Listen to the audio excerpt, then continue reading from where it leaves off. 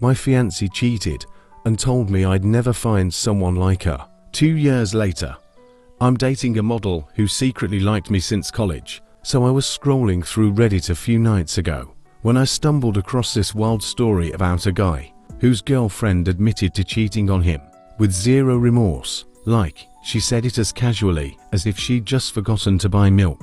The sheer audacity reminded me of something from my own past. I haven't shared this story publicly before, mostly because, well, it sucked, and I've tried to move on. But after reading that post, I figured why not? Maybe someone out there needs to hear it. This all happened around 3 years ago. I met my ex, Maris, on a dating platform, not one of those sketchy hookup apps. It was one of the real relationship types, where people claim they're looking for something meaningful. I was 31 at the time, and she was 29.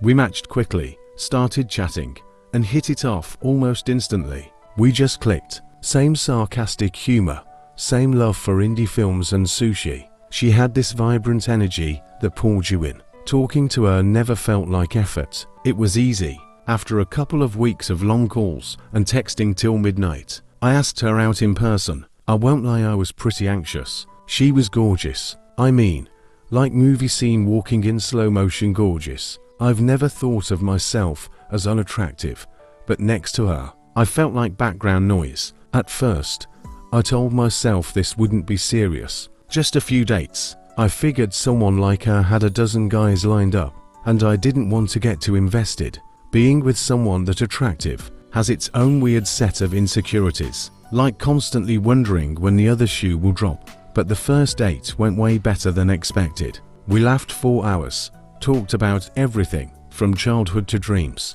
and by the end of the night, she leaned in first. That's when it got real. We started seeing each other regularly. Within a few weeks, we were official.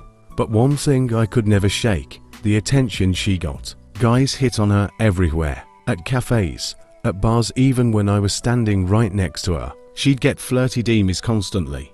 And sometimes, she'd show them to me and laugh. That deep down, it bothered me. I didn't think much of it at the time. I trusted her. From everything she'd shown me, it felt like she wasn't interested in anyone else, and that what we had was something real.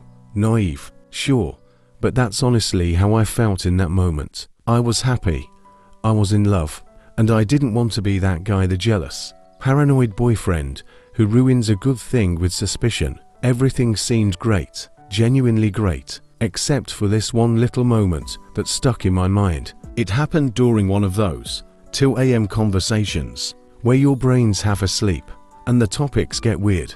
We somehow landed on hall passes. One night, while we were cleaning up after dinner, I asked her directly, trying to sound calm, "Hey, is everything okay? You've seemed kind of distant lately." She paused for half a second before replying, "No, everything's fine. Just work stuff. Stress, that's all." I wanted to believe her, and part of me did. But over the next few days, the same patterns repeated. Late nights, vague stories, less eye contact, smiles that didn't reach her eyes. I brought it up again, this time a little more seriously. "I don't mean to push, but something feels off. I can't pretend I don't notice it." This time, she softened. She looked me in the eye and apologized. Said she was just drained, that the pressure was getting to her, that it wasn't about me. And for a moment, I bought it. After that, things seemed to get better. She made more of an effort. She'd come home with stories to tell, things she'd supposedly done that evening, who she saw, what they talked about, but it all felt off, scripted, almost like she was performing the role of someone who had nothing to hide. One night in particular still lingers in my mind. She came back around 9:30, said she'd bumped into an old colleague from her first marketing job, and they'd grabbed a drink. She smiled as she told the story, but her words were hollow. There was no sparkle in her eyes. Her details were vague: no names, no place, no specifics. And that's when it hit me, like a quiet explosion inside my chest. She's lying. I don't even know how I knew. It wasn't what she said, it was everything else. Her body language, the careful wording, the way she avoided my gaze right at the end of her sentence. It felt like something snapped inside me. I sat there in silence, staring at the floor, while my mind raced. She's seeing someone else. This wasn't just a case of emotional distance or miscommunication. This was an affair, a full-blown, ongoing betrayal. And once that idea took hold, I couldn't shake it. I couldn't pretend. I couldn't go back. She wasn't the same woman I'd fallen in love with 2 years ago. The one I met on that dating platform when I was 31 and she was 29. The woman who once left handwritten notes in my lunch and got excited about vintage bookstores. That woman was gone. Or maybe she'd never been real. All I knew was I needed to find out the truth. No more guessing. No more excuses. So I sat there at the edge of the bed, staring at her phone on the nightstand, one thought repeating over and over in my head. Check it. I figured that if the truth was anywhere, it had to be on her phone texts, emails, maybe even her social media. But that plan fell apart quickly. For one, Marissa was always on her phone. It was like it never left her hand, and trying to get it without raising suspicion, nearly impossible. Even if I managed to, I wasn't exactly tech-savvy enough to dig through it without leaving a trace. And let's be honest, if she was hiding something, she probably already covered her tracks. If you've never heard of the term, it's this pretend game couples play where each person names a celebrity they'd hypothetically be allowed to sleep with. No judgment, no consequences, purely fun in theory. Anyway, she brought it up, which surprised me. I'm usually the one throwing out those random hypotheticals, but that night, she took the wheel. She said her whole pass was Oscar Isaac. Fair enough, the guy's charming, smart, and undeniably cool. But then she followed it up with something that stayed with me. She said, to be honest, I doubt most celebrities would say no to me anyway. And she said it with this knowing grin like she wasn't joking. Now, don't get me wrong, I knew she was beautiful. Everyone did. But the way she said it didn't come off as playful. It sounded like a statement of fact, like she genuinely believed she could get anyone she wanted. And maybe she could. But it was the way she owned it that rattled me a bit. It didn't fit the version of her I thought I knew: humble, grounded, sweet. Instead, it felt cocky, a little out of touch. I brushed it off at the time, gave her a smile, laughed, changed the subject, but something about it stuck. I found myself replaying the moment in my head the next few days, wondering if I was overthinking it. Eventually, the unease faded, and life moved on.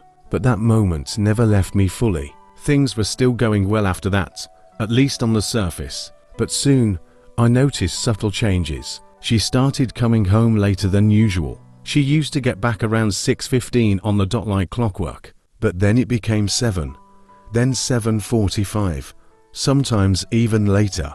And when I asked about it, the answers didn't add up. Oh, I bumped into an old classmate. I was just catching up with a colleague. I didn't realize how late it was. None of it sounded like her. She used to tell me everything about her day, what her boss said, which client annoyed her, what podcast she listened to during her lunch break. Suddenly, her story shrank to single-sentence explanations. And when I gently asked why she was getting home so late, she got defensive, snappy, accused me of being clingy or controlling, as if asking a simple question about our shared life was somehow a violation. That's when the red flags started waving, quietly at first, but louder and louder with each passing day. I've never been the confrontational type, especially not when someone's clearly in a bad mood. So whenever she came home irritated or cold, I'd just back off, let her be. I told myself it was better not to poke the bear, but the late nights kept happening, and the vague excuses didn't stop. Some part of me, quiet but persistent, kept whispering, something's not right here. At first, I tried to suppress it. I reasoned with myself, she's probably just overwhelmed. Work's intense this time of year. But that little voice wouldn't shut up. Eventually, I couldn't take it anymore. But I didn't want just a vague text or a cryptic message to throw at her. I needed something undeniable. I needed the truth to hit like lightning, not like a hunch. So I did something that felt straight out of a noir film. I hired a private investigator. Yeah, I know. Sounds dramatic. But when you've been walking on eggshells for weeks, when your gut keeps screaming that something's off, you get desperate. I needed answers, and I needed someone who knew how to find them. I looked up a few agencies in my area and eventually settled on one that had solid reviews and didn't look sketchy. When I walked into the office, I felt like I was signing the death certificate of my relationship. The investigator, older guy, quiet eyes, seeing it all demeanor, just nodded as I spilled everything. The shift in Maris's behavior, the dodgy excuses, the nights she'd come home at 10 p.m. with stories that sounded like they'd been workshopped in a rush. He listened without judgment, no condescension, no raised eyebrows, just calm focus. When I was done, he leaned back and said he'd seen this pattern 100 times. He recommended 2 weeks of surveillance because her schedule was erratic, but we agreed on 10 days. It was all I could realistically afford. Before I left, I handed over everything: her phone number, workplace, license plate, and then he gave me one simple instruction: don't reach out unless it's urgent. Let me do my job. That was the beginning of the longest 10 days of my life. I couldn't eat, couldn't sleep, couldn't focus on anything at work. My mind kept playing the worst case scenarios on loop. Every night was another small torture session. Marisa came home late 3 separate times during that stretch, each time with some vague excuse: a spontaneous get-together with friends, crazy traffic, a project running late. But the way she said it, eyes darting, tone just a bit too polished, it only confirmed what I feared. Every time she walked through that door late, I thought, this is it. This is the night the investigator catches her. And finally, the 10 days ended. He called me right on schedule. His voice was calm, but clipped. I've got the information you need, he said. Can you come in today? I agreed without hesitation. I needed to see him, to read his expression. I wasn't going to learn this kind of truth through a phone call. My hands were shaking on the steering wheel as I pulled into his lot. My stomach churned. When I walked into his office, he was already there, same calm face, same manila envelope on the table. He asked if I wanted the full breakdown or if I wanted to go through the evidence myself. I told him to just tell me, rip the band-aid. I needed the truth, but I didn't want to stumble into it through blurry photos and timestamps. I wanted a human voice to deliver it. He took a deep breath and looked me straight in the eye. Your instincts were right, he said. Just like that. No hesitation, no sugarcoating. And with those words, the illusion shattered. The investigator leaned forward, his calm demeanor not matching the storm of emotions inside me. I followed her to an apartment building 3 times, he said. She went in alone each time, stayed for about 2 hours, and always came out with the same guy. His name is Cody. I couldn't hold back the initial rush of anger. I wanted to find this Cody, but I quickly realized that wasn't the point. The truth was, the person I needed to confront wasn't him. It was Marisa, my girlfriend, the woman I had shared my life with. She had deceived me, and that's what I needed to focus on. The investigator slid a manila envelope toward me. My hands shook as I opened it. Inside, the photos spilled out, each one more damning than the last. There they were, Marisa and Cody, standing in front of the apartment building, holding hands, hugging, kissing. They were right there, in full color, undeniable. It was overwhelming.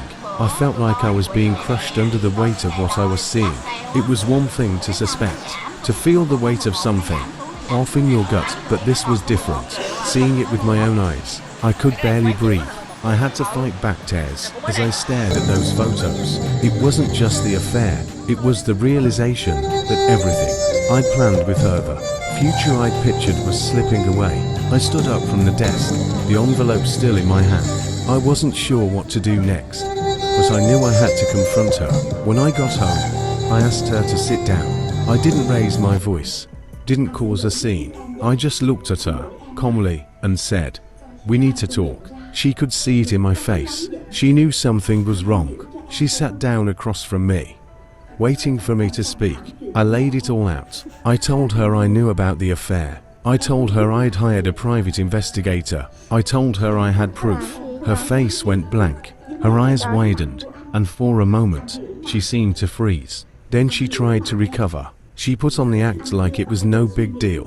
But I wasn't having it. I told her everything: the building, Cody, the photos, and she just sat there. She didn't deny it. She didn't apologize. She didn't even try to explain herself. She just sat there, silent, and the silence, it made my blood boil.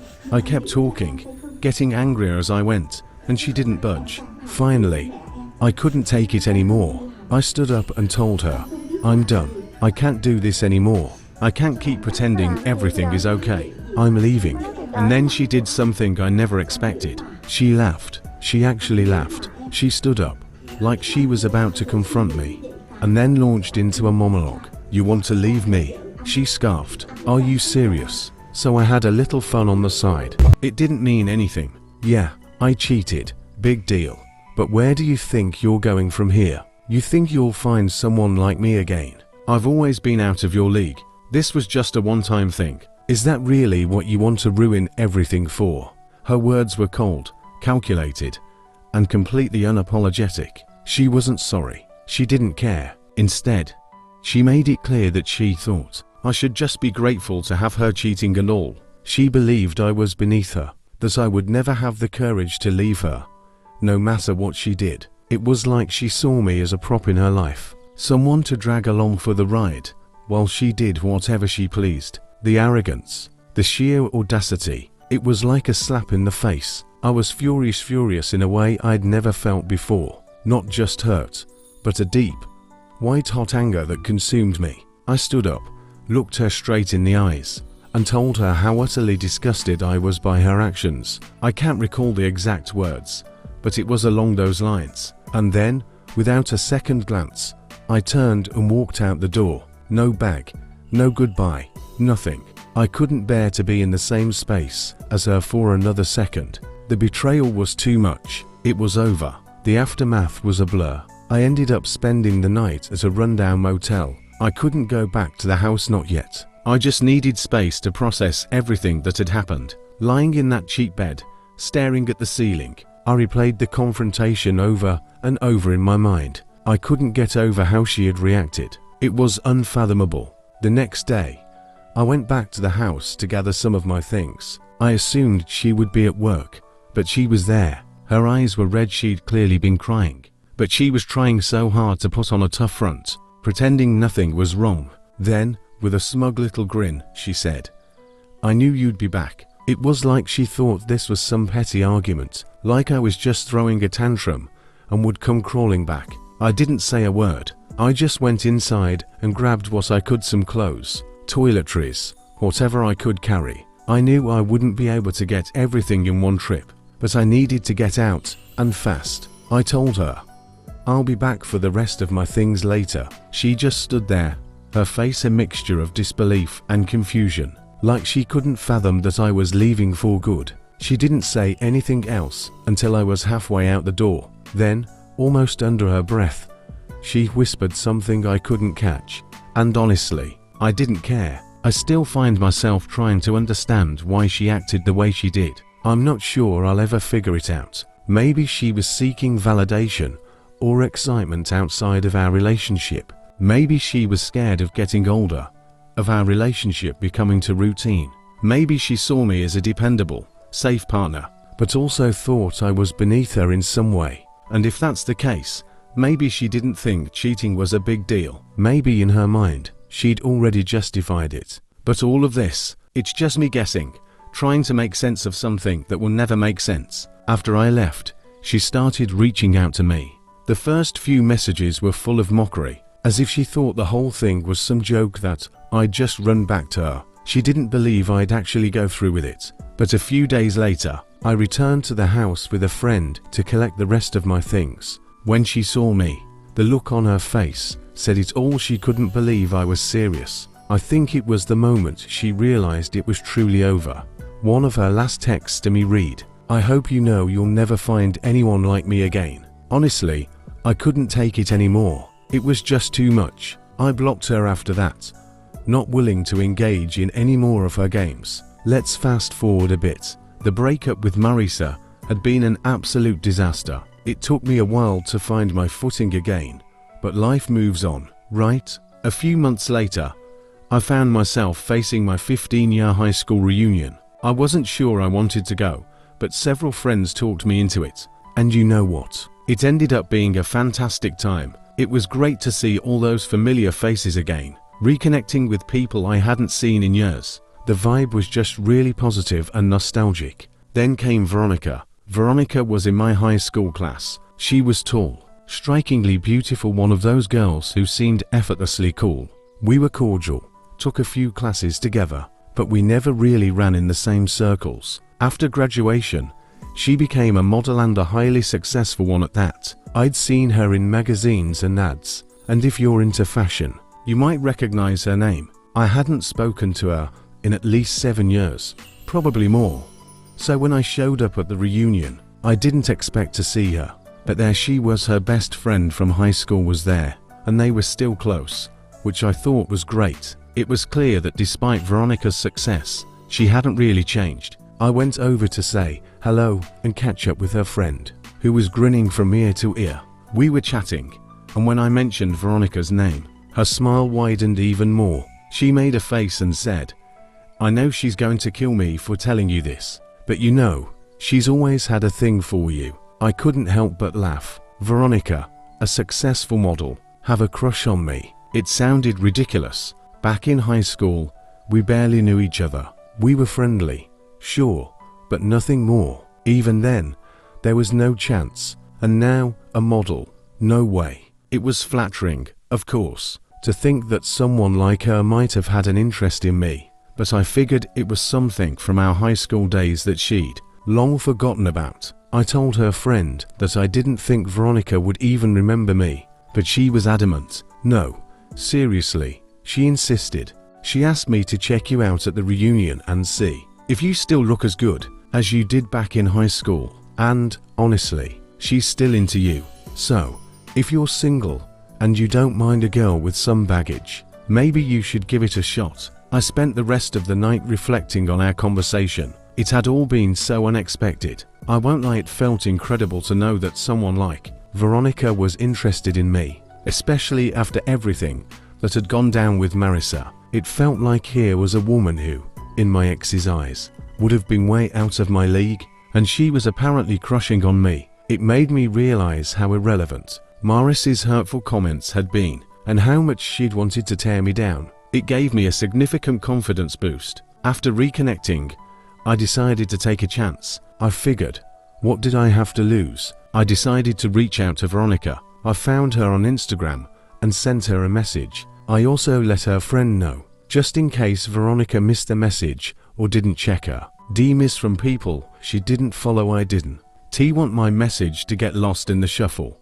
Then I waited. I waited 5 days and heard nothing. Honestly, I'd almost forgotten about it. I figured she was probably busy or that her friend had exaggerated the situation. I wasn't too concerned about it. But then, out of the blue, she replied, and her message was full of excitement. She wrote, "Oh my gosh, Keith, it's been so long." I read that and couldn't help but smile. I'd heard that when a woman repeats words in her texts, it can be a good sign. I'm not sure how true it is, but it sure felt like a positive one. We began messaging back and forth, catching up on everything what had happened since high school. Our jobs, families, the works. After a few days, Veronica suggested we switch to FaceTime. She said she was tired of typing so much. I was more than happy to oblige, and soon, we were doing video calls almost every day, deepening our connection. Through those conversations,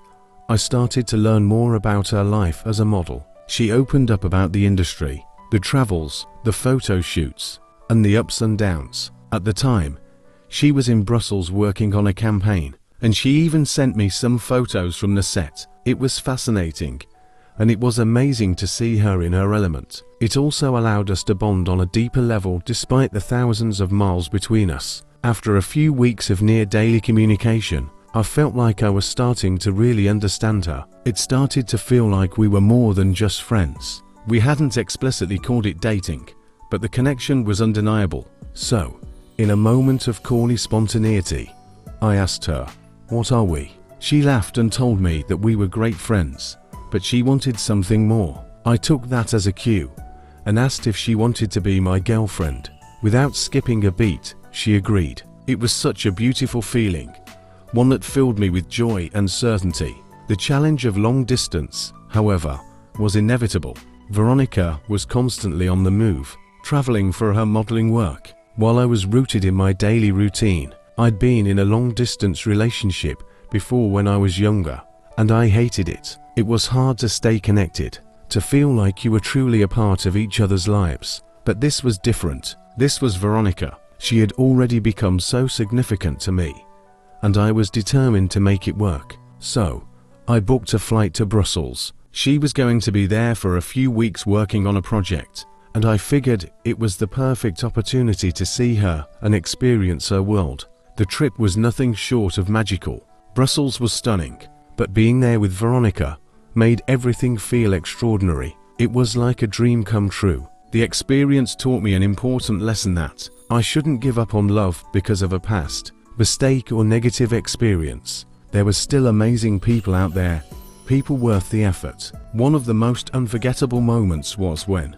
Veronica took Emmy to one of her photo shoots. It was fascinating to see her in her element, and it deepened my admiration for both her and the life she was building. The trip changed everything, my perspective on love, relationships, and what I was willing to fight for. I got to watch Veronica work, see her in her element, cheer her on from the sidelines, and even take a few of my own photos. It was incredible to witness her doing what she loved, and it deepened my connection to her, making me feel like I was truly a part of her world. The Instagram mishap came a few days later. I was in Brussels, having the time of my life with Veronica. During one of her photo shoots, I took a bunch of pictures and decided to share a few on my Instagram. But here's the thing, I didn't upload them to my main feed. Instead, I shared them on my close friends' story, thinking only a small circle would see them. What I completely forgot was that Marissa, my ex, was still on my close friends list.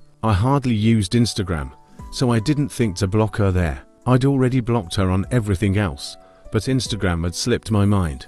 A big mistake. Just a few hours after posting, I received a message from her. Remember, we hadn't spoken in almost a year. The message read, "Who's that? Why are you playing groupie?" Followed by a laughing emoji. I quietly responded, "That's my girlfriend," and left it at that. She didn't reply right away. I could see the little typing sign appear and disappear several times over the next 10 minutes, like she was writing something, deleting it, and starting over. Finally, she sent a snarky message. Sure, the final goodbye. That's when I decided to take a shot. I wrote, "You didn't have to trust me back then, but if you thought you were out of my league, Veronica is out of this world." Then, I added, "How's your man from back then doing?"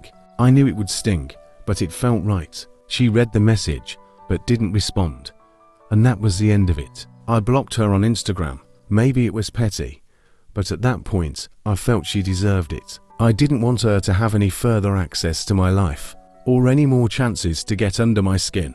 And yet, I'll admit it, I was curious about her reaction. But as for me, I've never been happier. That's how the story ends. Veronica and I have been happily dating ever since our trip to Brussels. And to be honest, I'm already thinking about proposing before the end of the year. Don't tell her though. Veronica is a true blessing in my life. She's kind, funny, intelligent, and absolutely stunning inside and out. Every day, she makes me feel like the luckiest man alive. Honestly, I'm so grateful things didn't work out with Marissa, because if they had, I would never have met Veronica. I know some people might criticize me. They might say, he's just with her because she's a model or long distance never works. But I don't care. I refuse to let anyone's judgment ruin what I have with Veronica. She's incredible, and I'm genuinely happy. If things don't work out, sure, you can come back and say, "I told you so," but honestly, I don't see that happening. So that's it, that's my story. A journey of betrayal, heartbreak, and finally finding love and happiness in the most unexpected way. Thank you for listening or reading, I guess. If you haven't subscribed yet, please do, and hit the notification bell to stay updated with more real life stories that might just surprise you.